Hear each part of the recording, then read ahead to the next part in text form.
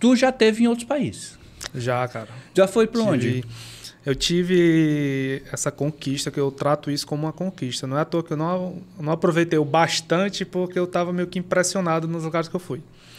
Certo? Então, eu tive na França, tive na Bélgica e tive em Portugal. Final do ano passado.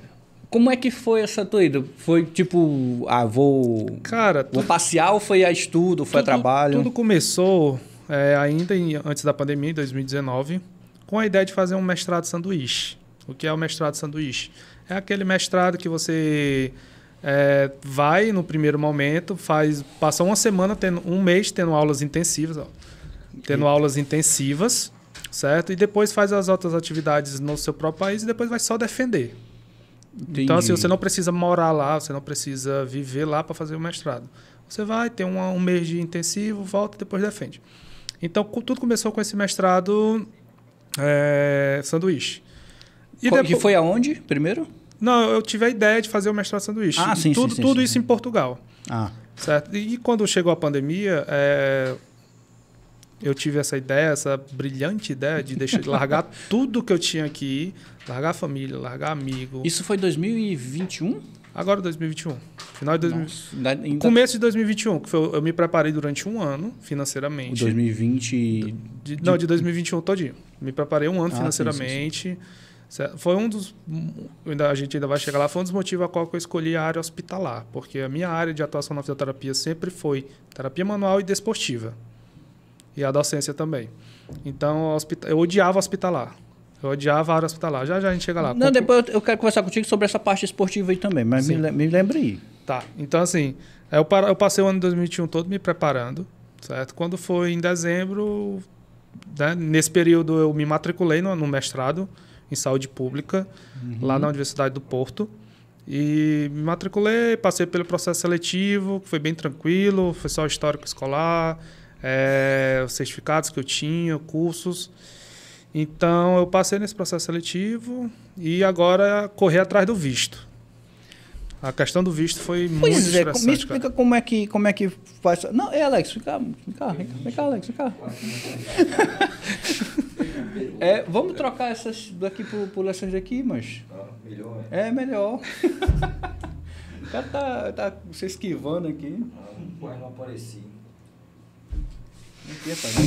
Tem um oizinho ali. Esse aqui é o Alex, viu, pra quem não sabe.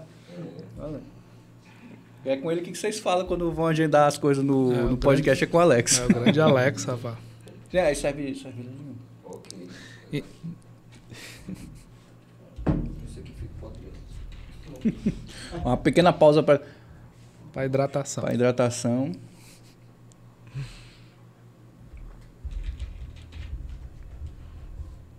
Não consigo beber essa água. Valeu, Alex. Deixa quietinho, deixa o refresco aqui. O Adriano quer um pouquinho também. O Adriano não merece, não. Sim, aí tu tá falando do visto. Tá, então eu entrei no processo do visto. Cara, muito estressante, é muito documento, é muito comprovante e tudo autenticado. Mas o visto tu ia fazer... eu não entendo nada disso. Sim. Vamos lá. O visto você faz, mas para ir já com um caminho direto para outro país. Tipo assim, eu quero ir para tal país, então eu vou tirar o visto para aquele país, não é isso? Assim, para você ir para a Europa, hoje em dia ainda você não precisa de visto para ir como turista. Não precisa. Você só vai ter um período de 90 dias para poder ficar como turista e volta.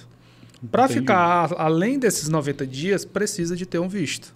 Então, como eu ia para um mestrado de 2 anos e meio, eu tinha que tirar o visto.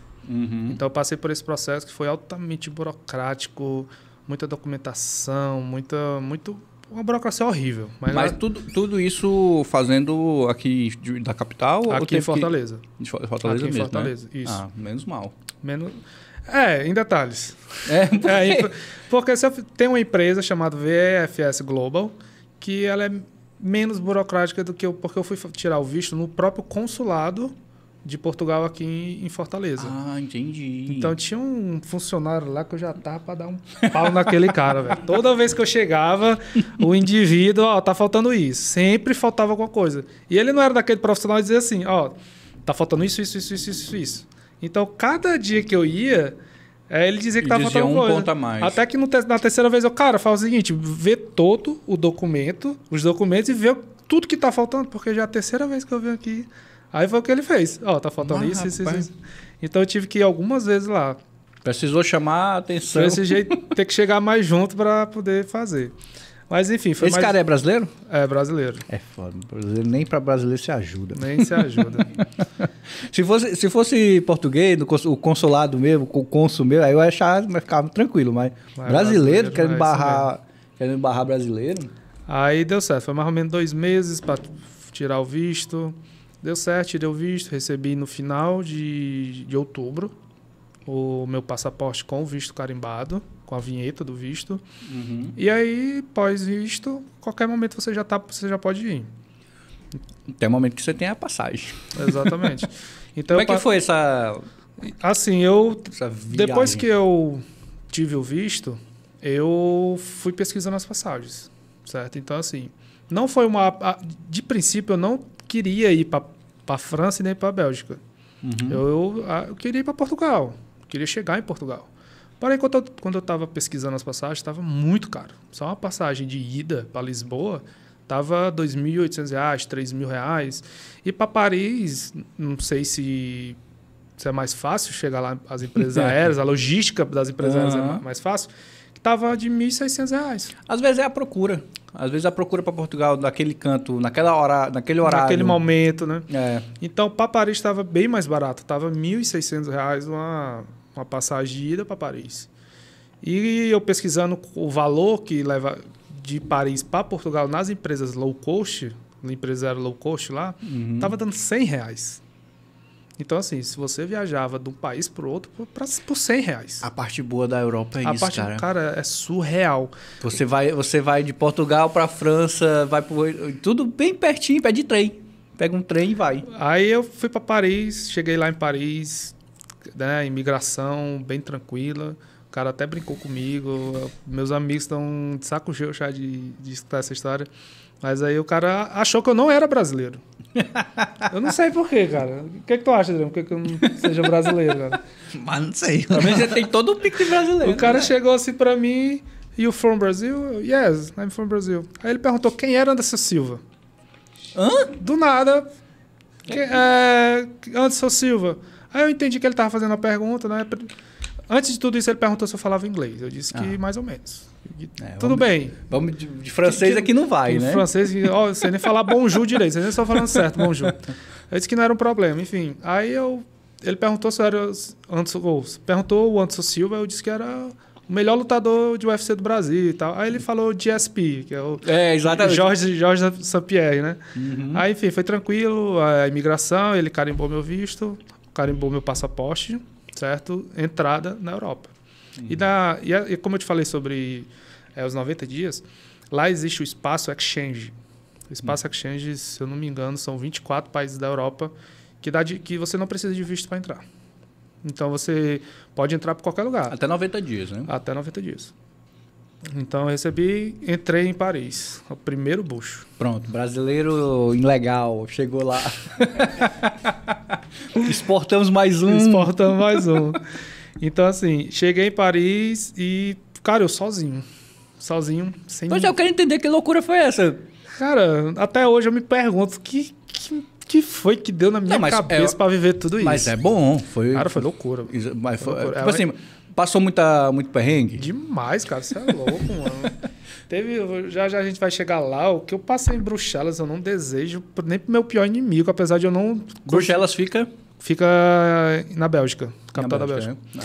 Aí eu cheguei em Paris, tendo que falar... Eu sou péssimo em geografia. Péssimo em geografia? Péssimo. Tu é mais ou menos? Cara, mais ou menos. Eu sei mais geografia do mundo do que do próprio Brasil. Ah, não. Se perguntar a capital de algum estado, vai me faltar a memória de alguns. Mas, então, aí a conversação toda em inglês. Assim que eu cheguei, eu tive que comprar um chip de internet para poder falar com os pessoal que eu cheguei bem e tudo. E comprar o passe do metrô. Então, assim... Eu cheguei lá sem saber nada disso. Obviamente que a gente faz uma pesquisa prévia antes de ir, saber como tem que fazer. Mas na prática algumas coisas mudam, porque as coisas vão mudando a todo momento. Às vezes você assiste um vídeo de 6 meses atrás, quando você chega lá não é a mesma coisa. E principalmente nesse período pós-pandemia, né? Pós-pandemia. Como é que foi? Eu quero entender isso aí. Como é, tipo, ainda tá meio pandemia, né? 2021, Ainda tinha as 2022. restrições. Não é à toa que eu levei de cotonetada no nariz. Pra onde eu ia, tinha que fazer teste de Covid. Era incrível. Pra alguns lugares que eu entrava, alguns restaurantes, cafés, tinha que fazer o teste rápido. Então, assim, cara, foi surreal. Porque eu fiz na faixa de uns 20 testes de Covid no espaço de 20 dias. Ave Maria. Horrível. Então...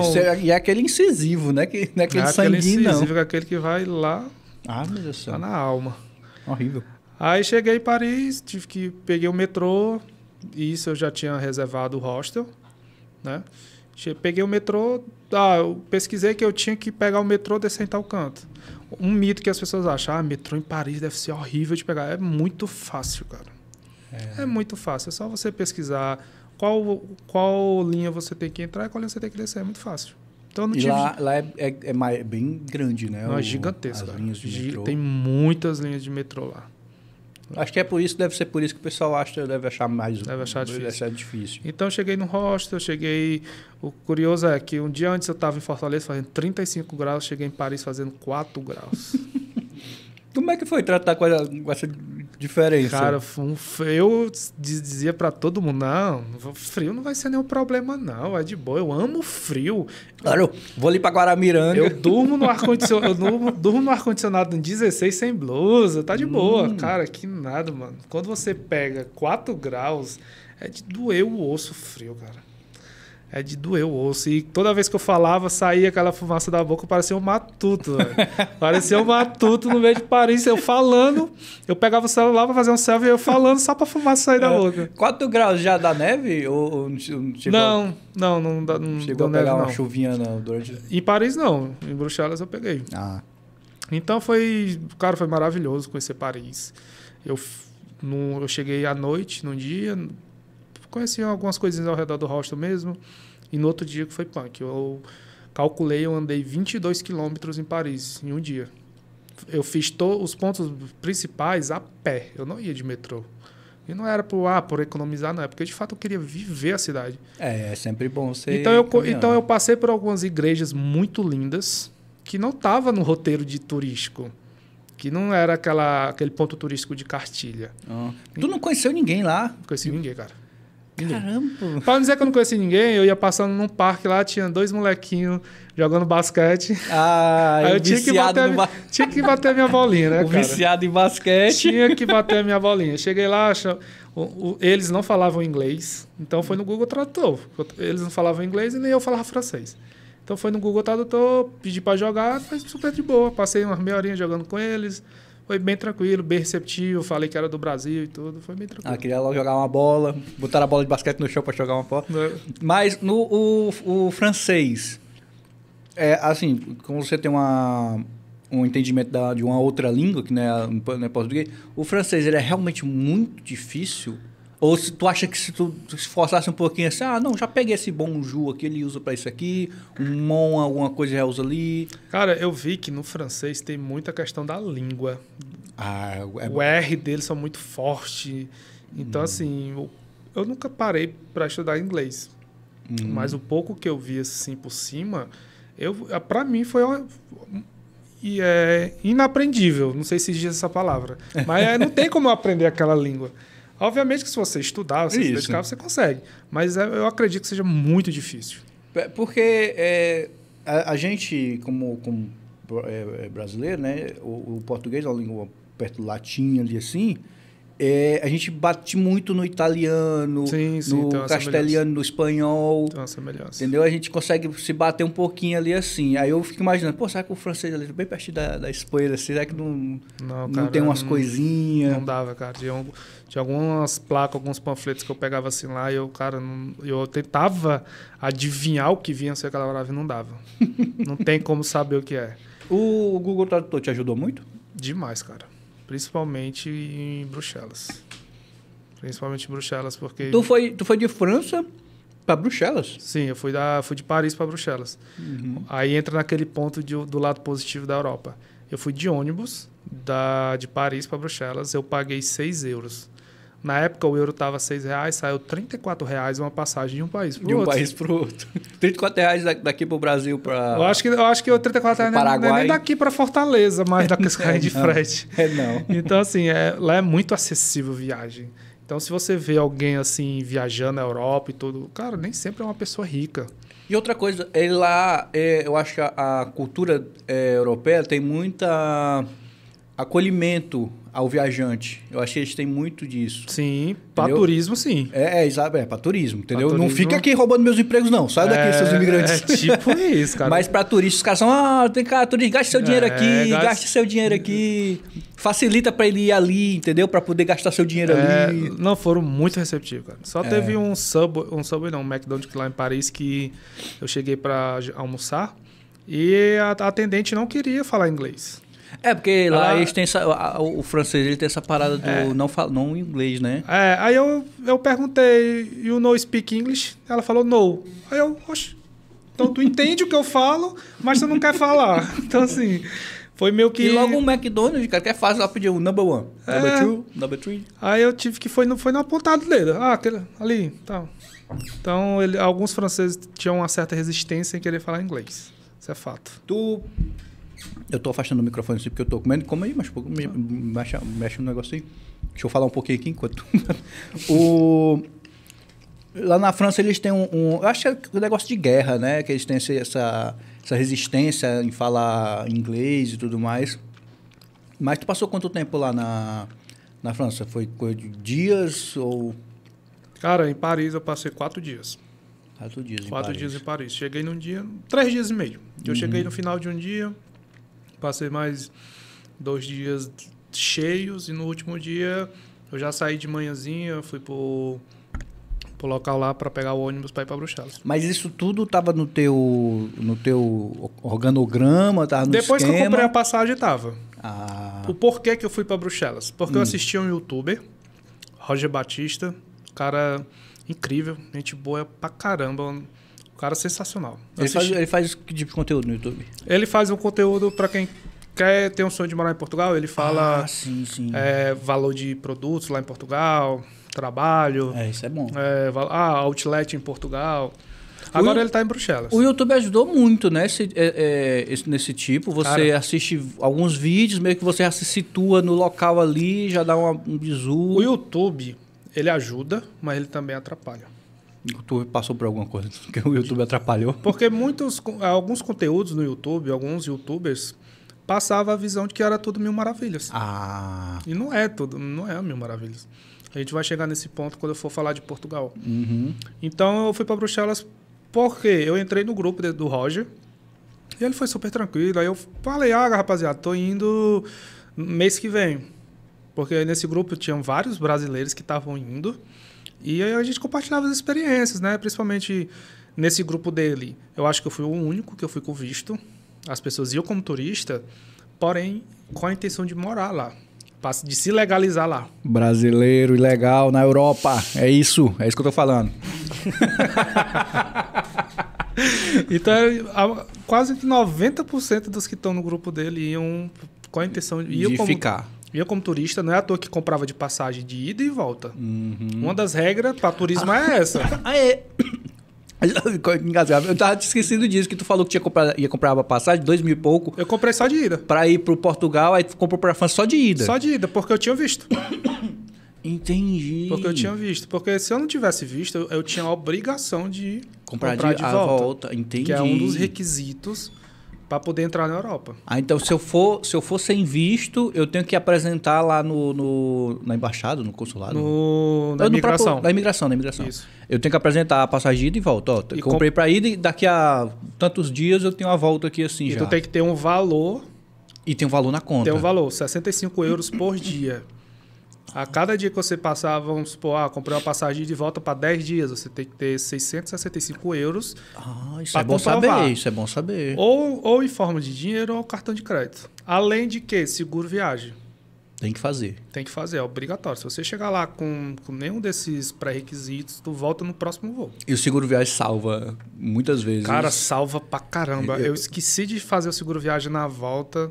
Então o pessoal vai entender o perrengue que até hoje eu tô passando. O seguro viagem, explica, eu sei mais ou menos assim, porque eu dou minhas pesquisadas, mas o seguro viagem, ele meio que engloba a saúde, Te salva de tudo, cara. Se tu, por um acaso, numa viagem dessa, tu sofre um acidente, tu tem um seguro lá que vai cobrir os teus gastos médicos. Ou por um acaso, que foi o meu caso, roubaram a minha mala, o seguro vai te cobrir. Então, Mas assim, esse seguro é muito caro? não, o pior que não, assim, a meu ver é uma mixaria. Para quem vai viajar para Europa, eu paguei o seguro dos dias que eu fiquei na França e em Bruxelas, que foi 8 dias ao todo. Então saiu R$120 os 8 dias. Um seguro de R$120 Com tudo incluso. te salva, cara. Te salva, cara. Eu vi depoimentos de gente que vai fazer essas viagens, aí meio que se acidenta por bobagem. Tipo, pega um patinete elétrico, entendeu? Cai, tosse um dedinho, entendeu? Aí tem que ir pro hospital, aí toma uma grana. Se não tiver o seguro, o cara fica lá mesmo. Tem que lavar prato no hospital. Aí eu conversando com o Roger, falei que ia por Paris e tal. Aí ele falou, cara, se tu quiser vir aqui para conhecer Bruxelas, é do lado, tu pode ficar lá em casa, sem nenhum problema. Aí chega no primeiro momento você... Muito muito receptivo. A gente brasileiro. Aí que o cara me rouba e tudo. Mas aí, o cara é youtuber, o cara se expõe. Eu disse lá pra mulher, tô indo pra casa do Roger, qualquer coisa, vai no consulado e diz que a culpa toda é do Roger. Depois eu vou mostrar pra ele os cortes desse podcast. Vou dizer que qualquer coisa a culpa é do Roger. Mas é um cara sensacional, cara. Eu falei pra ele, tô indo pra Bruxelas. Você me convidou, eu vou, que eu quero conhecer. Né? E peguei o ônibus, 3 horas e meia de viagem. Estrada espetacular, cara. São 4 faixas de ida. Sendo que a faixa da esquerda, a última, é a velocidade ilimitada. Eles te orientam a não passar de 140, mas não tem problema não. Se passar uma Ferrari de tipo aquelas autobahn na Alemanha, né? Isso, perfeito. Entendi. Pra quem não sabe, a autobahn é uma pista assim, que não tem limite de velocidade. Não tem limite de velocidade. Então foi 3 horas e meia de viagem, uma viagem super tranquila, de ônibus. A gente parou para lanchar num canto lá, nos meus stories no Instagram tem lá, cara, eu não sei... Bruxelas fala... Cara, Bruxelas fala uma parte holandês e outra parte fala uma língua específica lá, que eles chamam, que eu não me lembro agora, mas fala francês também. Né? Então, só assim, língua que ninguém entende. Que ninguém entende. Então eu cheguei num canto lá que eu fazendo story e eu tava todo relatando no meu Instagram. Né? Eu tô aqui, tem lá os stories salvos, quem quiser ir lá dar uma olhada. E eu falei, cara, eu não faço a Qual é o teu Instagram? É @JeffersonCarvalho05_. Bem difícil, mas tem na descrição aqui também, viu, pessoal? Quem quiser. Tem na descrição aqui. Então eu cheguei no canto, cara, eu não faço a mínima ideia onde é que eu tô. Enfim, literalmente foi muito louco, cara. Porque você sair eu nunca saí do Brasil. No máximo que eu fui foi aqui para Natal e para Belém. Fui para outro país falar outra língua que ninguém fala português. Sozinho, se acontecesse alguma coisa, eu tava altamente ferrado.